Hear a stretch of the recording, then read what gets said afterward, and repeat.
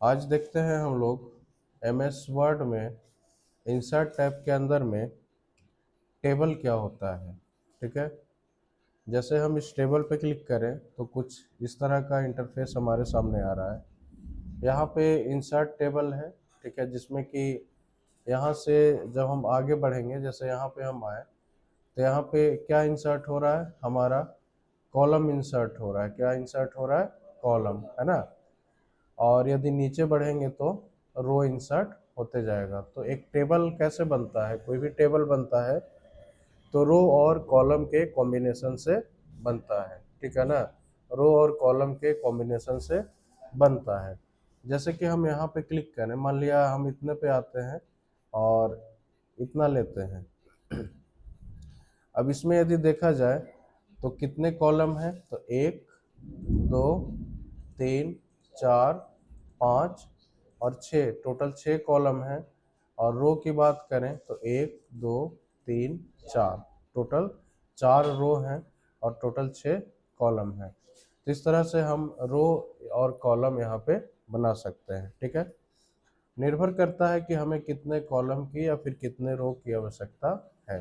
ठीक है, तो वो चीज़ यहाँ पे हम ले सकते हैं। उदाहरण के लिए जैसे कि तुम स्टूडेंट के डिटेल को रखना चाहते हो या स्टूडेंट के मार्क्स के डिटेल को रखना चाह रहे हो। ठीक है, तो आप कैसे करोगे इसको, तो सिंपल है कि अब मान लिया कि हमारे पास 6 विद्यार्थी हैं। कितने विद्यार्थी, 6 विद्यार्थी हैं और टोटल सब्जेक्ट कितना है, 5 है। ठीक है ना, टोटल सब्जेक्ट कितना है, 5 है। तो एक तो नेम का कॉलम होगा, है ना, कि क्या होगा, एक नेम का कॉलम, तो एक यहाँ पे आएंगे।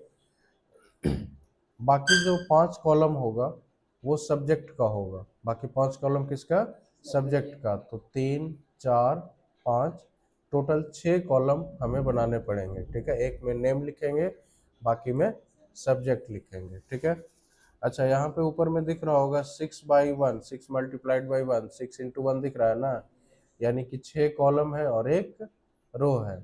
इसके बाद हमने क्या बोला कि टोटल मान लिया कि 6 विद्यार्थी हैं। ठीक है, तो रो हमें 6 नहीं, रो हमें टोटल 7 लेने पड़ेंगे, क्योंकि ऊपर में एक सब्जेक्ट का भी तो नाम आएगा ना, हिंदी इंग्लिश जो भी लिखेंगे। तो रो यहाँ पे कितना लेंगे हम, 7। तो टोटल 7 रो, ऊपर में 6/7 वहाँ पे लिखा होगा, तो टोटल रो जो हम लेंगे वो 7 लेंगे। अब यहाँ पे देखिए ये डेटा बन चुका है, ये टेबल तैयार हो गया हमारा, जिसमें कि 1 2 3 4 5 6, 6 कॉलम है। और टोटल रो की बात करें तो 1 2 3 4 5 6 7, 7 रो हैं। इसमें किस तरह का कंफ्यूजन, यहाँ पे हम आएंगे, ऊपर में लिखेंगे नेम, टैब बटन का यूज करेंगे या फिर यहाँ पे क्लिक करेंगे तो यहाँ पे कर्सर हमारा मूव कर जाएगा। अब यहाँ पे लिखेंगे सपोज कि मैथ, अगले में लिखेंगे साइंस, हिंदी, इंग्लिश, और इसमें सपोज कि हम SST लिख दें। ठीक है, नेम में यहाँ पे हम इंटर करेंगे, जैसे कि दीपक। अब मान लिया दीपक कौन से सब्जेक्ट में कितना नंबर लाया, तो यहाँ पे हम मेंशन करेंगे, है ना। जैसे 45, मान लिया 65, ठीक है, 59, 95, 54, इस तरह से। और कोई और जो भी नाम देना होगा हम यहाँ पे नीचे ऐड करते जाएंगे और उसका नंबर यहाँ पे हम ऐड करते जाएंगे। कोई कंफ्यूजन है इसमें, है ना। तो इस तरह से हम यहाँ पे टेबल बना सकते हैं, जितना रो चाहिए या जितना कॉलम चाहिए, और टेबल बनाने के बाद उसमें हम डेटा को फिल कर सकते हैं। इसमें किसी तरह का कोई कंफ्यूजन है, चलिए अब हम बात करेंगे इस टेबल में। तो अगला है हमारा इंसर्ट टेबल। ठीक है, अब इंसर्ट टेबल से पहले एक चीज़ और सीखेंगे कि इसमें हम क्या क्या फॉर्मेटिंग कर सकते हैं। मान लिया कि रो को डिलीट करना हो या कॉलम को डिलीट करना हो, तो हम कैसे करेंगे। इसके लिए हमें आना पड़ेगा, यहाँ पर दिख रहा होगा डिज़ाइन टैब। ठीक है, सॉरी, इसमें लेआउट में आना है। डिज़ाइन के अंदर में कलर वगैरह चेंज कर सकते हैं। फिलहाल यदि कॉलम या रो को डिलीट करना हो या पूरे टेबल को डिलीट करना हो तो हालांकि कंट्रोल ए से सेलेक्ट करके पूरा टेबल डिलीट कर सकते हैं, लेकिन किसी पर्टिकुलर रो या कॉलम को डिलीट करना हो तो उसके लिए हमें लेआउट पे आना होगा। लेआउट में आने के बाद यहाँ पे देखिए इरेजर है, यहाँ पे इरेजर का काम होता है किसी को मिटाना, ठीक है। इस पर क्लिक करेंगे। क्लिक करने के बाद अब हमें क्या लग रहा है कि यहाँ पे 2 कॉलम फालतू है, 2 कॉलम नहीं चाहिए, तो ऐसे सेलेक्ट करके हम ऐसे छोड़ देंगे। तो यहाँ पे ये 2 कॉलम कम गया ना, 2 कॉलम हमारा डिलीट हो गया। अब हम क्या चाह रहे हैं, मान लिया कि हिंदी और साइंस का ये दोनों, या हिंदी और इंग्लिश का दोनों कॉलम हमें नहीं चाहिए, तो सिंपल क्या करेंगे, यहाँ पे इरेजर पे आएंगे और हिंदी और इंग्लिश दोनों को ऐसे सेलेक्ट करेंगे। तो हिंदी इंग्लिश दोनों यहाँ से हट गया ना। किसी तरह का कोई कन्फ्यूजन है? तो इस तरह से जिस भी कॉलम को या जिस भी रो को हम डिलीट करना चाहें यहाँ से डिलीट हम कर सकते हैं, ठीक है। दूसरी बात यहाँ पे कि डिलीट के अंदर में आओगे, अब जैसे कि हम यहाँ पे क्लिक करते हैं, ठीक है ना। यहाँ पे जैसे क्लिक करें और यहाँ पे यदि हम आए डिलीट सेल, इस पर क्लिक करेंगे तो यहाँ पे पूछेगा कि शिफ्ट सेल लेफ्ट, यानी कि सेल को लेफ्ट साइड में शिफ्ट करना है कि ऊपर की तरफ शिफ्ट करना है, या फिर पूरा रो को डिलीट करना है, या फिर पूरे कॉलम को डिलीट करना है। तो मान लिया हम लेफ्ट को सेलेक्ट रख के और ओके करें तो क्या होगा यहाँ पे कि यहाँ पे ध्यान से देखिए आप लोग कि ये वाला जो रो था, सॉरी ये वाला कॉलम तीसरे नंबर रो में, यानी कि ये वाला सेल, कॉलम नहीं कह सकते हैं, ये वाला सेल यहाँ से डिलीट हो गया। यहाँ पे बॉर्डर हट गया ना, ठीक है, डिलीट हुआ और बाकी का लेफ्ट साइड में शिफ्ट हो गया। ये डिलीट एक्चुअली यहाँ का हुआ और ये लेफ्ट साइड में शिफ्ट होने के कारण यहाँ पे ये खाली लग रहा है। कंट्रोल जेड करेंगे तो वापस आ जाएंगे। और भी तरीके हैं, जैसे डिलीट कॉलम करें। अब जहाँ भी हमारा कर्सर का पोजीशन होगा और यहाँ से यदि डिलीट कॉलम पे क्लिक करेंगे तो क्या होगा, यहाँ से वो कॉलम डिलीट हो जाएगा। हो गया ना। कंट्रोल जेड करेंगे वापस आ जाएंगे। यदि हम डिलीट रो करेंगे तो यहाँ पे जो जिस भी रो में हम रहेंगे वो रो हमारा डिलीट हो जाएगा, यानी कि हमारा कर्सर जिस भी रो में रहेगा वो रो हमारा डिलीट हो जाएगा। अगला है हमारा, अब पहले कंट्रोल जेड कर लें वापस आ जाए। इसी में है डिलीट टेबल। तो डिलीट टेबल क्या करेगा कि जो भी टेबल है वो पूरा डिलीट हो जाएगा। हो गया ना। फिलहाल कंट्रोल जेड करते हैं। और डिलीट करने का दूसरा तरीका क्या है कि कंट्रोल ए से सेलेक्ट करो और डिलीट करो, ठीक है। लेकिन एक समस्या है कि जो भी डेटा होगा वो सब सेलेक्ट हो जाएगा और डिलीट हो जाएगा, है ना। तो फिलहाल कंट्रोल जेड करते हैं। यदि टेबल को डिलीट करना हो तो सिंपल है, इसमें लेआउट में आके यहाँ से हम डिलीट कर सकते हैं। कोई कन्फ्यूजन है यहाँ तक में, किसी तरह का प्रॉब्लम? तो कॉलम हटाना, ठीक है, या रो को हटाना, या फिर किसी पर्टिकुलर हटाना मतलब कि डिलीट करना, ठीक है ना, या पूरे टेबल को डिलीट करना, ये सब हम कर सकते हैं आसानी से। कोई कन्फ्यूजन है? यहाँ पे एक चीज़ और दिख रहा होगा, ये वाला। अब जैसे इस पे आके हम इसको यदि ड्रैग करें ऐसे, तो ये जितने में चाहेंगे उतने में हम इसको ऐसे करके एडजस्ट कर सकते हैं। कोई कन्फ्यूजन है? इसको ड्रैग करके हम इस तरह से एडजस्ट कर सकते हैं। यहाँ तक में किसी तरह का प्रॉब्लम? आगे हम इसी के अंदर में देखेंगे, इंसर्ट में टेबल के अंदर में अगला जो ऑप्शन है हमारा यहाँ पे, ये दिख रहा होगा इंसर्ट टेबल का, ठीक है, इंसर्ट टेबल का। तो पहले हम इस टेबल को डिलीट कर लें। डिलीट करने के बाद यहाँ पे आते हैं और इस पे क्लिक करेंगे, ठीक है।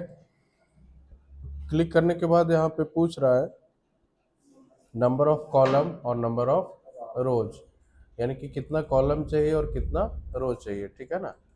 जैसे मान लिया कि हमें 10 कॉलम चाहिए, ठीक है, तो यहाँ पे 10 डालेंगे। और मान लिया कि 3 रो चाहिए तो 3 डालेंगे और ओके करेंगे, तो 10 कॉलम और 3 रो का टेबल यहाँ पे बन जाएगा, ठीक है। अच्छा, ये चीज़ यहाँ से हम नहीं कर सकते, यहाँ से भी तो हो रहा है, बन रहा है टेबल, ठीक है ना, लेकिन यहाँ पे एक लिमिटेशन है, ठीक है ना। अब जैसे यहाँ पे हार्डली हम कितना कॉलम बना सकते हैं, तो हार्डली यहाँ पे 10 कॉलम, और नीचे आए तो 8 रो, 8 रो और 10 कॉलम से ज़्यादा हम नहीं बना सकते। इससे ज़्यादा बनाना होगा तो मुश्किल हो जाएगा, इससे बड़ा टेबल नहीं बनेगा, ठीक है। हाँ, खींच के बड़ा कर सकते हो, लेकिन कंटेंट कहाँ से लाओगे, ठीक है ना। बात समझ में आ रही है। तो ज़्यादा बड़ा यदि टेबल चाहिए तो इंसर्ट में आना है, और यहाँ पे इंसर्ट टेबल पे क्लिक करना है। यहाँ पे पूछेगा नंबर ऑफ कॉलम। अब जैसे मान लिया कि हम डाल दिया 12 कॉलम, और नंबर ऑफ रो यहाँ पे डाल देते हैं सपोज कि 10, ठीक है ना। वहाँ तो 8 ही था, यहाँ पे दो दो बढ़ा के कर रहे हैं। ओके करेंगे तो यहाँ पे बन गया ना 12/10 का, यानी कि 1 2 3 4 5 6 7 8 9 10 11 और 12 कॉलम हो गया। और रो की बात करें तो 1 2 3 4 5 6 7 8 9 10, 10 रो और 12 कॉलम यहाँ पे बन गया। कोई कंफ्यूजन है यहाँ पे, है ना। बाकी इसमें भी कोई करेक्शन वगैरह करना हो, तो मतलब डिलीट वगैरह करना हो तो लेआउट में आके यहाँ से डिलीट हम कर सकते हैं, ठीक है। एक और ऑप्शन है यहाँ पे ड्रॉ टेबल का, तो इस पर क्लिक करोगे। अब मान लिया कि और एक नीचे ऐड करना है, ठीक है, तो यहाँ से ऐसे ड्रैग करके यहाँ पे ऐड कर सकते हो, कर दिए ना।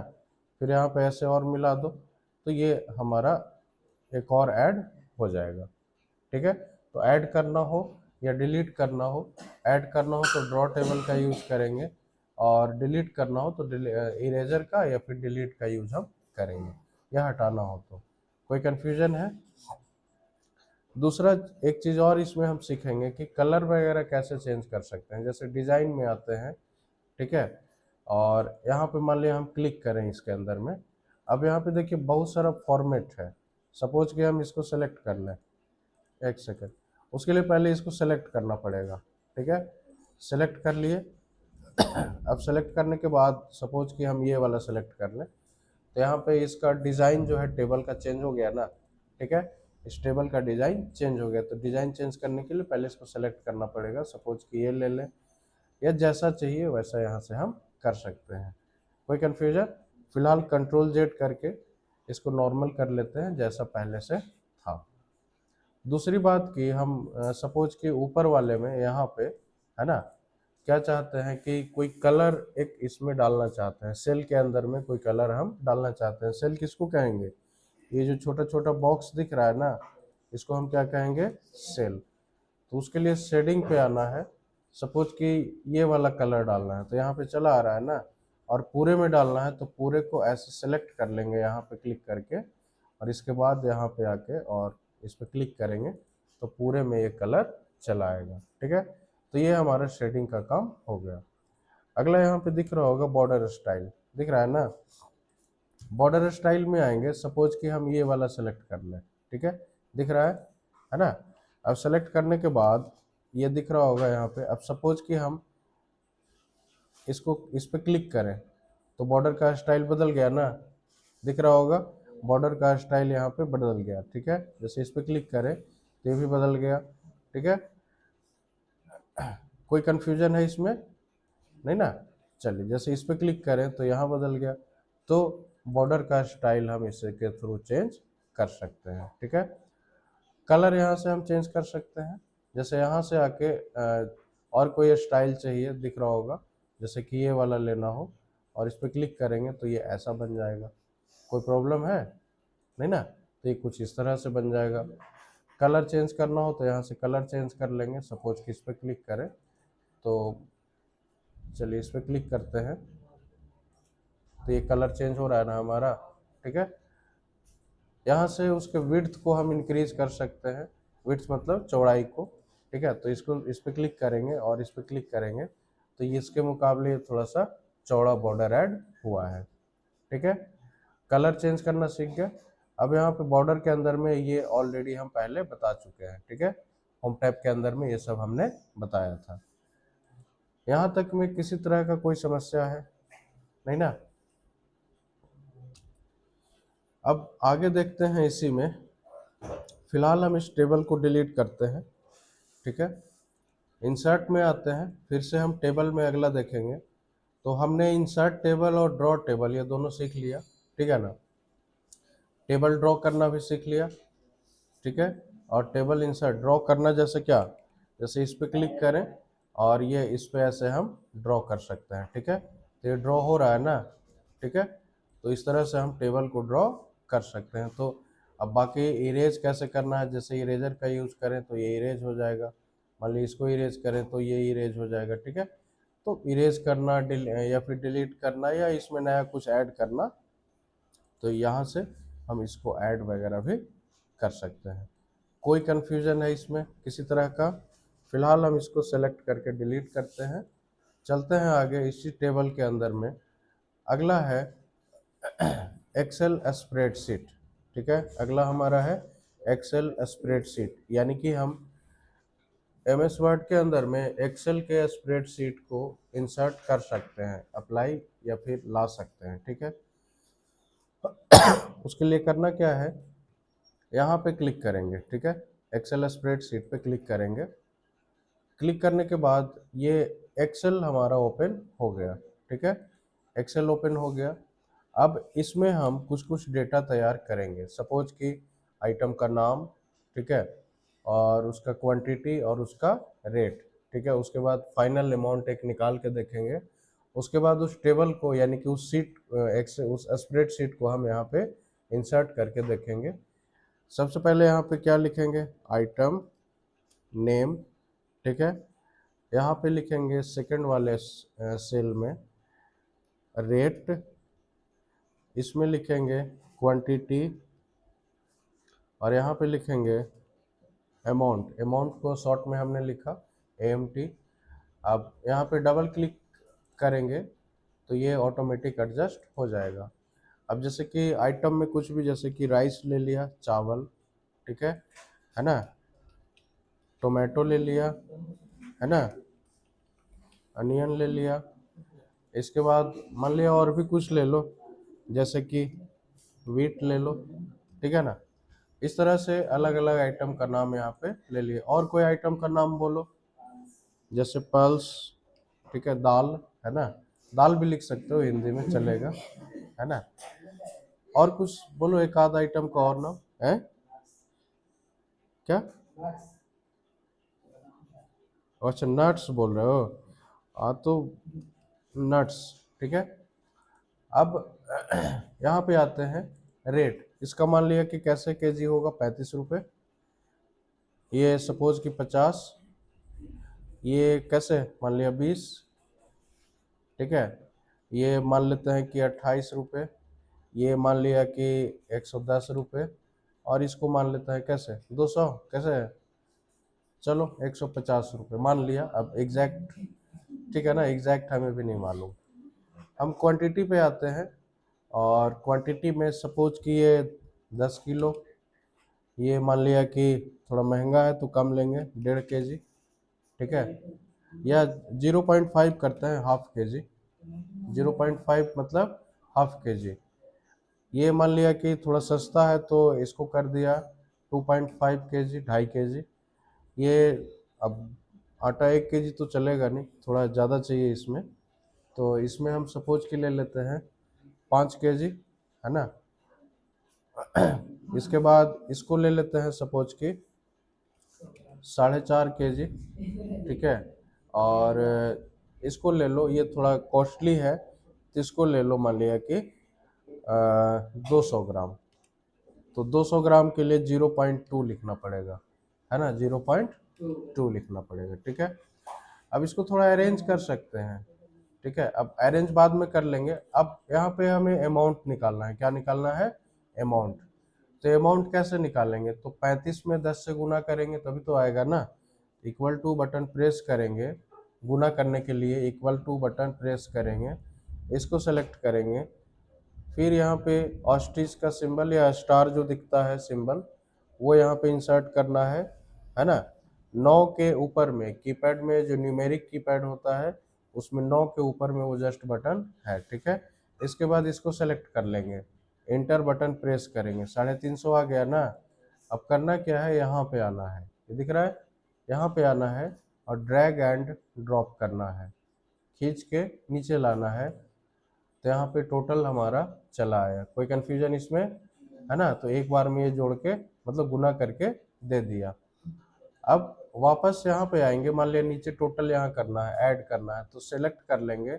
और सेलेक्ट करने के बाद यहाँ पे दिख रहा है ऑटो सम, दिख रहा है ना, इस ऑटो सम पे हम क्लिक करेंगे तो ये नीचे ऐड होके टोटल चला आएगा। यानी कि टोटल जो बिल है हमारा वो 1090 रुपये का है। अब मान लिया कि यहाँ पे हम लिखते हैं AMOUNT अमाउंट, ठीक है। तो अमाउंट हमारा कितना हो गया, 1090 रुपया। अब इसको क्या कर सकते हैं, ऐसे सेलेक्ट करके यहाँ दिख रहा है मर्ज एंड सेंटर, इस पर क्लिक कर देंगे तो इस तरह से ये मर्ज हो जाएगा, यहाँ पे दिखना शुरू हो जाएगा। अब एक काम करते हैं, इन तीनों को सेलेक्ट करके ऐसे, और यहाँ पे इसको सेंटर में ले लेंगे ऐसे, ठीक है। अब ये बेहतर दिखने लगा।